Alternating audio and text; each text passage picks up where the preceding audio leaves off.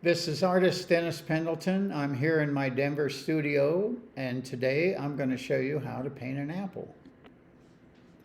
So I'm using an Escada paintbrush, and it's a number 10. It's actually a travel brush, and it's a Kolinsky Sable. I'm painting on 140-pound cold press watercolor paper.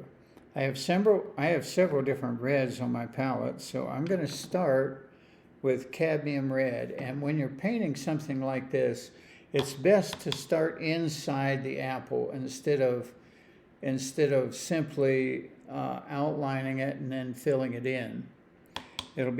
You'll like the results better if you learn how to do it this way. I just added some lemon yellow to get that blending together. Now on this side of the apple, I'm going to use a little bit of rose doré because this is going to be the sunlit side of the apple, and I want it to be a little bit lighter like this. It's blending nicely with that yellow paint. Now coming down the other side, I want it to be a lot darker as it's in shadow. So as I come over here, I added some alizarin crimson to the apple, getting a nice rich color there. I want to use some of this yellow again back on this side. It's blending nicely with the red that's there. Now I'm using a little bit of Indian red, which is a red with a little bit of a gray in it. So it gives a nice rich color like that. I'll come around here. Now I'm moving into the light struck area of the apple. So I want this to be lighter. So I'm going back into my lighter reds, which is cadmium red and rose doré. So as I get the apple covered, as long as it's still wet, I'll be able to drop other colors into it. So let's fill this up here, like that. Now, for instance, on the bottom of the apple, I want it to be darker.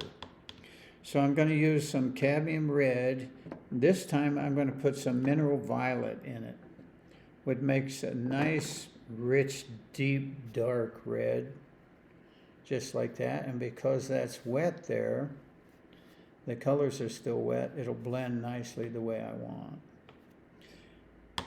Now I'll just wet my brush a little bit and soften that edge. Now up there where I left the white spot right in here, I'm going to put a little bit of green, a little bit of olive green like that. And that's where the stem will be coming out. Let that blend around. Now, while the whole thing is damp, I want to put in a cast shadow. And I'm just going to use some ultramarine blue.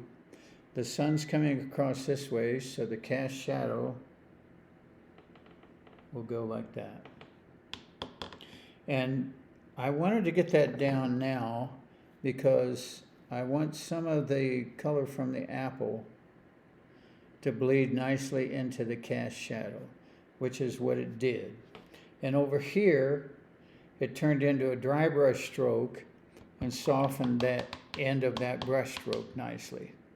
So I got this working the way I want right here, where the dark apple is blending into the cast shadow, and some of the color from the apple is running into the cast shadow, which I like. Now I'm going to go back and look at how this whole thing is coming together here. This is some more cadmium red. Getting all these colors blending together like that. Now I'm going to take a little piece of paper towel and I'm going to tap this edge right here to get kind of a harder edge along there. And I'm going to drop a little bit of lemon yellow in that area like that. Now I have to wait for it to dry a little bit before I can put the stem in, but while I'm waiting, I can do a few things like this. to make it more like an apple. Like that. And now, let's capture that. Now, I want to put a little bit of, always on an apple, I always see some little yellow dots. So I want to put a few of those in. And I'm going to do it with spattering. And since it's a little bit damp right now, these spattering dots will soften into the apple. And that's what I want right now. So I'll just, you can see them appearing here, like that. Now those will soften and even be less visible. And I want to put a few more in when it's dry. But in the meantime, I'm going to see if this is, yeah, this is damp enough that I can put a little stem on there. Now, I want to add lemon yellow. Like I said, is very opaque, so I can go back and put a few little marks along there like that, which is what I want.